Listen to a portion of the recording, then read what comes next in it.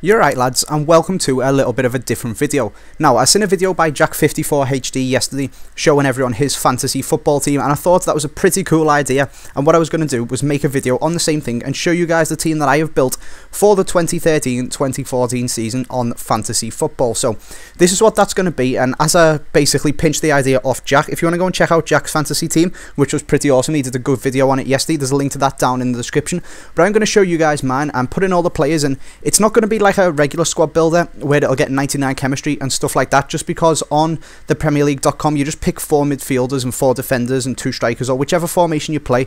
You don't necessarily have to pick 2 centre mids, a left mid and a right mid, so mine's actually got 4 right midfielders in, and I'll explain why as we get into it. But just before we do get into it, if you guys want to buy yourself some coins, there's a link down in the description to the FIFA shop to buy yourself some Ultimate Team coins. They've dropped the prices again and you still get 10% off with my code, so it's something like £5.80 per 100k. So go over there, get yourself some coins, and now we are going to crack into this team. So starting things off in goal, we have got, I'm going to pop this onto 4-4-2 actually. Everyone's in the right formation, but we don't quite get 99 chemistry, as I said, with quite a few people out of formation.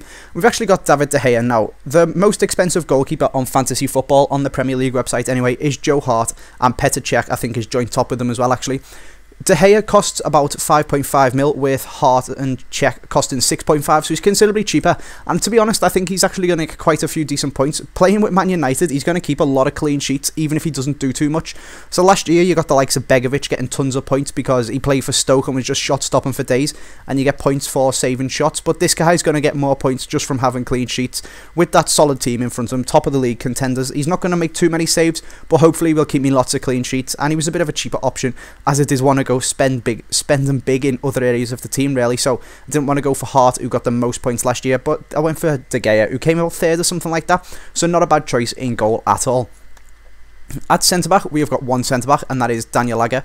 Again, picking one of the players that got a really awesome score last year, and hopefully he can do it again. He's a really decent defender at the back, and he's one of Liverpool's main starting centre-backs, so that's really important. You want to get players who start every week in your fantasy football, as they do get points for playing and stuff like that. And also Liverpool are a decent team. They had a bit of a howl at the start of last season, but they've really pulled it back, and I think, to be honest, they are going to do well this season. Even without Suarez, they are still a good team defensively, so I'm hoping Agger can keep me a few clean sheets. Obviously he's going to play, and maybe he'll nick some goals up front as well and get me some extra points with them goals.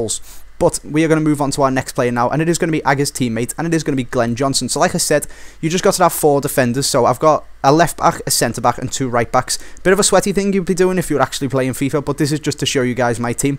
I have gone for Glenn Johnson. He's actually one of the highest scoring players last year on fantasy football, which I was pretty shocked by, because I've always thought of him as a bit shit and a bit of a waste of money, but it turns out he's actually pretty decent at getting forward, and he is Liverpool's first choice right back as well. So like I said, they've got a decent team and kept quite a few clean sheets. He starts every game and he gets the odd assist, even though some of his crosses are absolutely woeful when I've watched them for England. But we won't get into my hate of Glenn Johnson and how much I love Seamus Coleman in this video.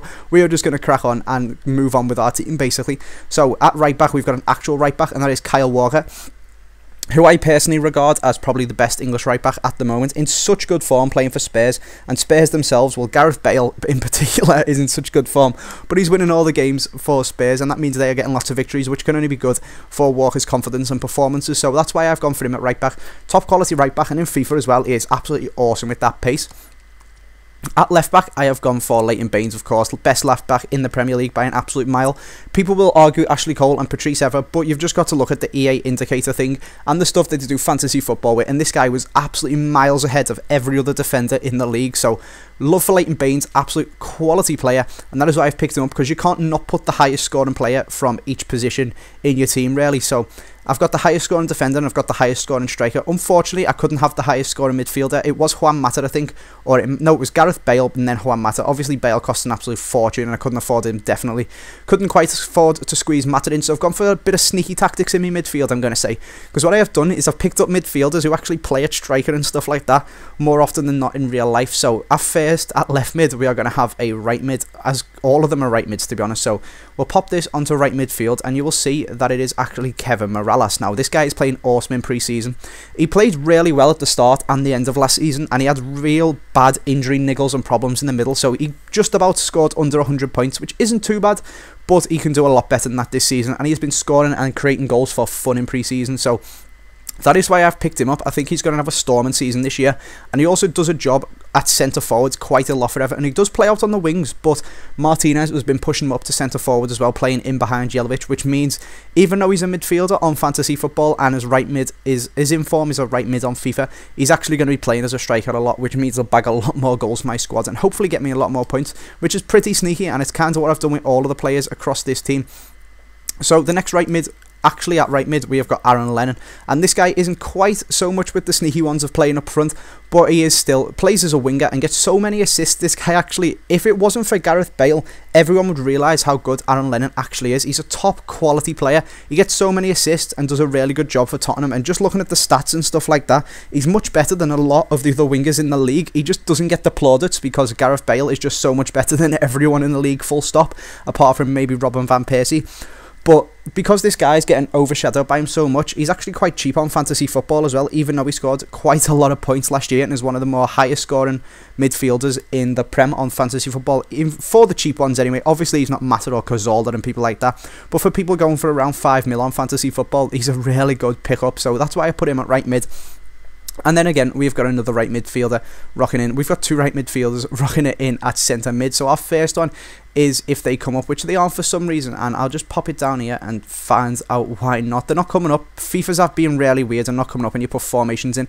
It's Theo Walcott there. So I was searching right mid in 4-4-2, but he wasn't coming up. But we're going to drop him in anyway. And there we go. We've got Theo Walcott into our team. Again, sort of the same sort of the same trick that I'm doing with Morales, really, because he's going to be playing a lot of the time, dropping off behind the strikers, picking up goals and stuff like that. He actually, for all the hate he gets and not being able to finish, he actually scored quite a lot of points last year, and I'm assuming he's going to do the same thing again, and he'll get moved to striker at times in games when Arsenal need to bag a goal and stuff like that. So again, a bit of a sneaky tactic that I've pulled out there, using midfielders that are actually going to play as strikers so that they can bag me more goals and get me more points.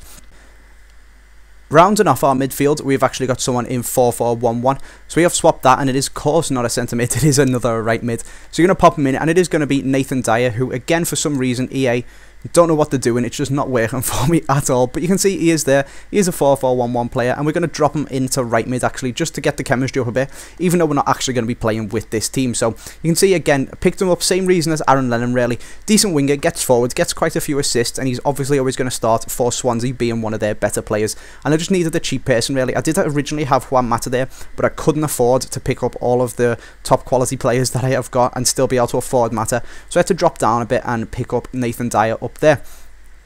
At striker, we have got people back into 4-4-2, and it is going to be the big gun first, the big one, the most highest scoring points in the whole of FIFA fantasy football, whatever the hell you want to call it, last year, and it was Robin van Persie, the league's top scorer.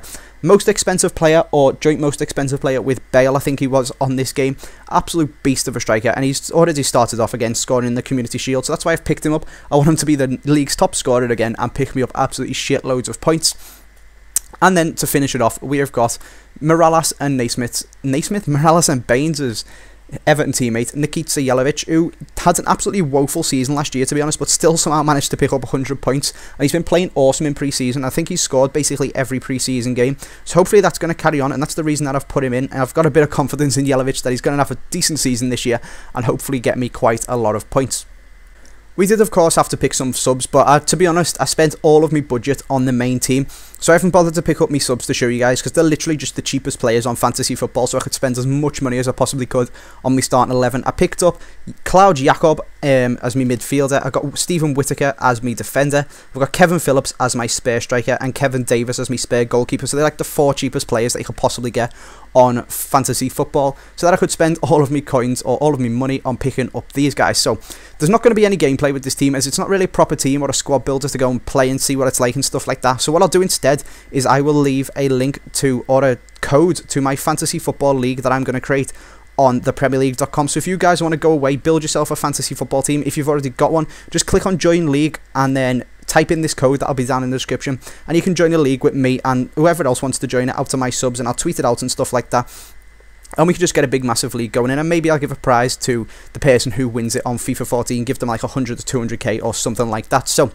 That is the end of this video, lads. I hope you have enjoyed seeing my fantasy football teams and listening to my reasoning of why I bought them.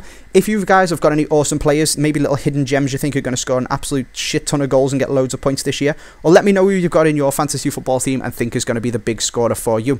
Apart from that, lads, I really appreciate it if you hit the like on this video. The support you guys have been giving me recently is absolutely awesome. My channel's doing so well for it, so a massive thank you for that, and hopefully that can continue throughout the rest of FIFA 13 and into FIFA 14. But thanks for watching, lads. Make sure you subscribe if you are new, and I will see you next time.